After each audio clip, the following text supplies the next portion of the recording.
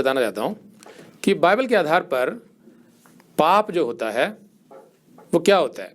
वो होता है झूठ बोलना, बिना वजह क्रोध करना, बुरी भाषा या गाली का प्रयोग करना, धन के पीछे लालच करना या किसी और लालच में फंसना, उसकी वजह से आप बेईमानी करते हैं, टैक्स की चोरी करते हैं, आपके अंदर कोई स्वार्थ का स्वभाव होता है, या आप व्यभिचार करते हैं, यानी कि अपनी पत्नी के अलावा किसी और स्त्री से शादी से पहले या शादी के बाद भी आप किसी स्त्री से संबंध बनाते हैं, जो गलत है, अडल्ट्री।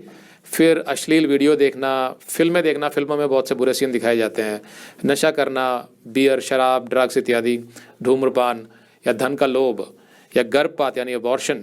फिर बाइबल के आधार पर ज्योतिष विद्या, जादू टोना, काला जादू, तंत्र मंत्र, ये सब पाप है। मनुष्य में ईर्ष्या होती है, अहंकार होता है, ये सब गलत है, पाप है। रिश्वतखोरी, हिंसा, मारपीट, नफरत, ये सब बाइबल पाप कहती है।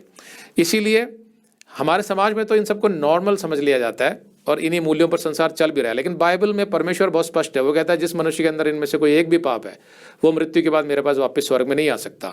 इसलिए बहुत आवश्यक है कि वो अपने पापों से मन फिराए, क्षमा मांगे उस परमेश्वर से जिसने उसकी रचना की है, और जाने कि वो परमेश्वर कौन है। उसका सबसे बड़ा सबूत परमेश्वर ने स्वयं दिया जब वो मनुष्य बनकर आज से 2000 साल पहले पृथ्वी पर आया और उसने कहा कि तुम सब लोग पापी हो, लेकिन मैं तुम्हें नरक नहीं जाने देना चाहता, उसके लिए मैं तुम्हारा दंड भुगत रहा हूँ।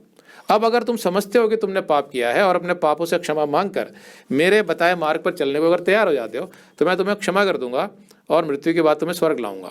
यह है संदेश जो बाइबल का है कि इस तरीके से एक सच्चा मसीही बनता है जो विश्वास पर आधारित होता है, उसकी पूरी जीवन शैली बदल जाती है। तो पहले भी मैंने आपको ये सब बातें बताई थी, आज फिर से मैंने ये सारी बातें अभी दोबारा से बताई।